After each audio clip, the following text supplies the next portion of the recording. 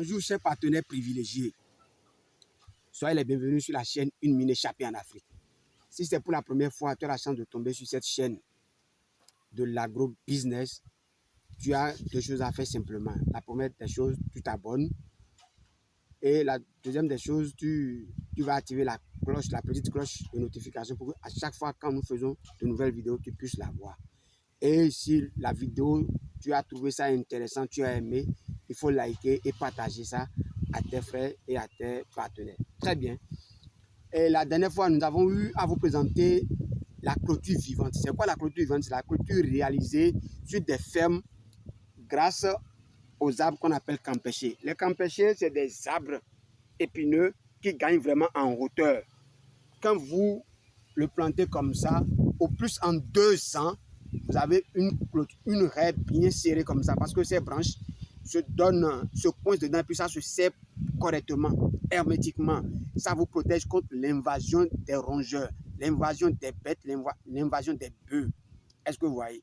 Maintenant, cette clôture-là, ça a plusieurs avantages. Le premier avantage est que c'est moins cher. C'est à la portée de tout le monde. Donc, l'argent que tu vas dépenser pour dire que tu veux faire les murs là, il faut investir ça correctement dans ton business, sur ta ferme. Et maintenant, là, tu achètes soit les graines, soit tu achètes les arbustes là et tu plantes. Tu arroses correctement. Tu prends bien soin de ces plantes-là. Est-ce que vous voyez?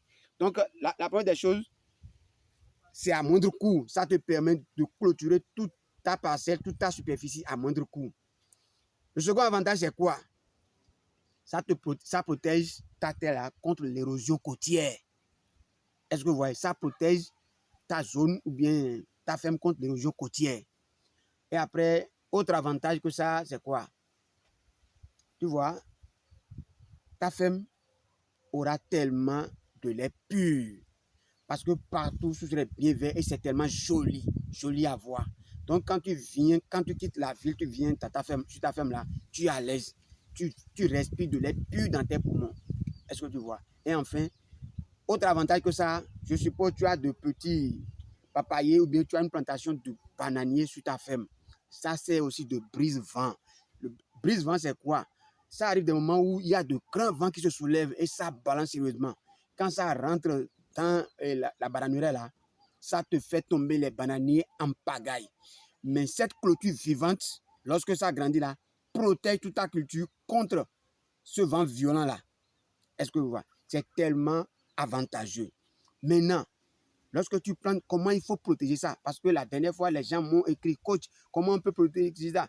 Que pendant la saison sèche, là, c'est dangereux, ça peut partir. Oui, ils ont raison. Ils ont raison. D'une part, si la personne ne sait pas comment protéger sa clôture vivante. Vous savez ce qu'on appelle pare-feu? Les pare-feux, c'est quoi? C'est ça que nous sommes en train de réaliser. Est-ce que vous voyez? Lorsque vous plantez ces arbres-là sur la ligne là, vous laissez un écartement de près d'1 mètre là et que vous saclez réciproquement.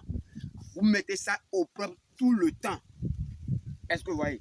Dès que vous voyez qu'il y a la saison pluvieuse là, vous enlevez. Surtout pendant la saison sèche là, il faut enlever tout autour, que ça soit bien propre. Parce que ça peut arriver pendant la saison sèche là, c'est vrai. Hein? Quelqu'un peut fumer sa cigarette et lancer ça de l'autre côté. Le vent souffle un peu là, il y a le feu de brousse qui commence. Vra, vra, vra, vra, vra. Quand il n'y a pas cette propreté, il n'y a pas ce pare-feu là, le feu peut quitter là-bas et rentrer dedans et puis tout dévaster. Parce que dans les campagnes, les gens rapidement, pendant la sécheresse là, leur jeu favori là, c'est les feux de brousse pour faire la chasse aux agoutis et autres là. Mais quand tu mets ton pare-feu là, lorsqu'on met le feu là-bas, ça arrive là-bas, ça va s'estomper là. Ça ne va pas rentrer dans ton truc là. Donc, c'est très important. Je vous ai parlé de la clôture vivante. Il faudrait que je vous donne encore les astuces pour protéger votre clôture vivante. Si vous ne faites pas le pare-feu là, c'est très dangereux. Oui, celui qui a dit ça, il a raison. C'est très dangereux pendant la saison sèche. N'importe qui peut mettre feu. Mais quand vous mettez le pare-feu là, ça protège tout.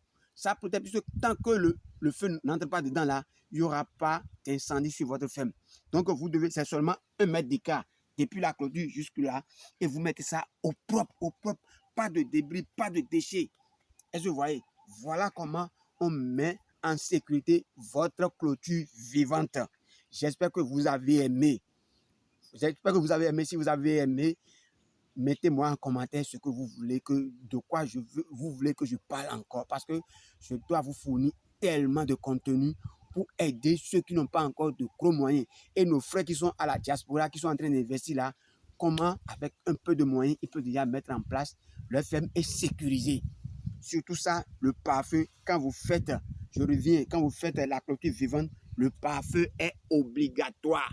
C'est ça qui vous permet de protéger votre ferme contre l'incendie, contre les feux de brousse. Merci beaucoup. Partagez à vos amis, partagez à vos frères et sœurs.